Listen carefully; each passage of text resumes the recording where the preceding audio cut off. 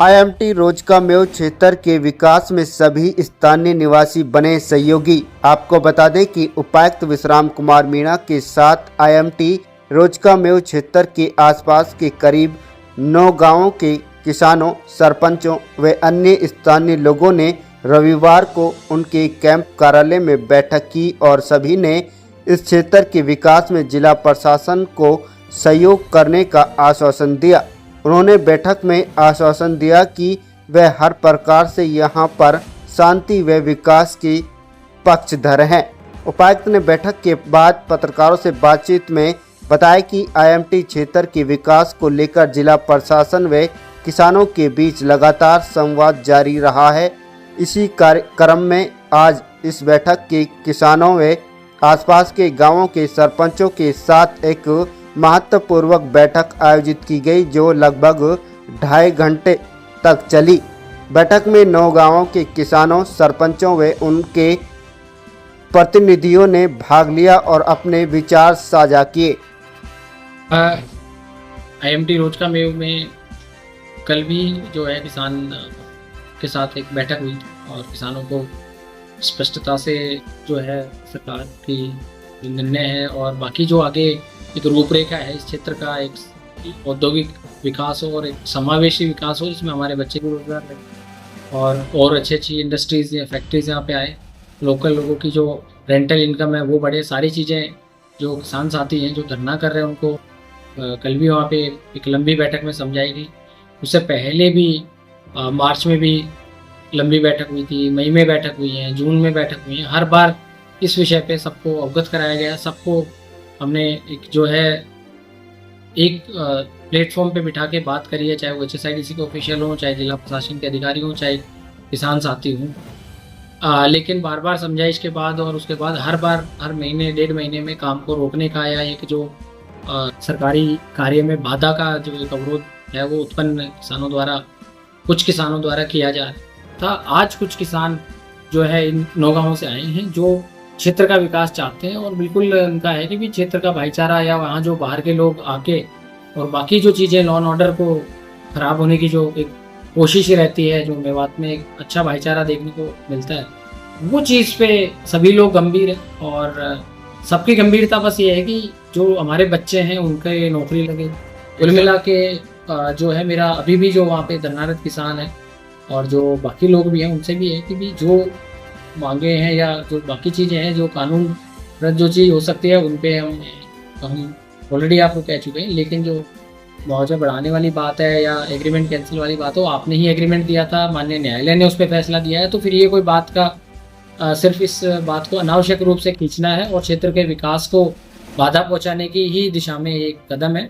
और ऐसा कोई भी अगर ये चीज़ है तो इस पर फिर कानून व्यवस्था भी दुरुस्त रखना हमारा एक कर्तव्य है। कानून व्यवस्था में कोई भी अगर बाधा डालेगा कुछ होगा तो निश्चित ही फिर वो कार्रवाई की जाए। आज जो हमारे जो 9 गांव का जो धरना जो चल रहा था उसके बारे में कल भी 9 गांव के किसानों में और प्रशासन में कुछ नोक-झोंक भी हुई थी, माहौल ख़राब हो रहा था। तो आज अब से पहले जितने सरपंच हैं 9 गांव के वो कभी शामिल नहीं हुए थे, तो आज डी साहब ने सारे सरपंच बुलाए हैं और बड़ी अच्छी तरीके से बात हुई है। क्योंकि कोई भी नहीं चाहता सरपंच साहिबान कि भाई किसानों को भला ना हो। सब चाहते कि हम सब किसान हैं और मेरे हिसाब से सबसे ज़्यादा ज़मीन हमारी गई है। लेकिन हमें ये पता है अब बहुत दिन पहले से जब कांग्रेस सरकार थी, जब भी हुड्डा साहब ने मना कर दी थी भाई मुआवजा नहीं मिलेगा। अब बीजेपी सरकार आ गई तो सीएम साहब ने बिल्कुल मना कर दी थी। और दूसरा हमारे जो एक्स एमएलए हैं चौधरी जाकिर हुसैन जी, वो बीजेपी में टच हैं। उसने कहा था अगर ये मुआवजा अगर मिलता तो मैं इस सिरे को क्यों जाने देता। अब मैंने काफ़ी कोशिश कर ली लेकिन सीएम साहब ने बिल्कुल मना कर दी मुआवजे नहीं। और ये जो लोग जो हमने हमारी वजह से कमेटी में जो बने हुए हैं, पहले 11 आदमी थे कमेटी में, तो ये लोगों को बरगलाते हैं, झूठ बोलते हैं। ये कहते हैं कि भाई इतने की हामी भर ली, हम इतने के अड़े हुए हैं, कभी भी ये नहीं कहा कि भाई मुआवजा मिल जाएगा ना। और ये भी आज हमें पता लगे, अब जो एग्रीमेंट था उसका केस हाई कोर्ट तक डाला था इन लोगों ने, और वो भी कैंसिल हो गया था। 10,000 रुपये पेनल्टी भी लगी हुई है।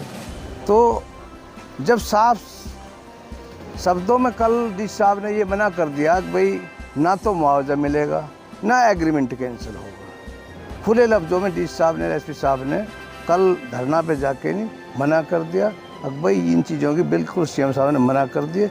अब जो तुम्हारी और मांगे उनके लिए हम तैयार हैं। तो नहीं मानी कल भी। इस वजह से हम तो चाहते हैं कि हमारे वहाँ विकास हो, और इस हठ धर्मी को, ये झूठ बोलने को ये लोग छोड़ें, जिसमें हमारे नौगांव का भला हो, सारी मेवात का भला हो, वो काम करना चाहिए।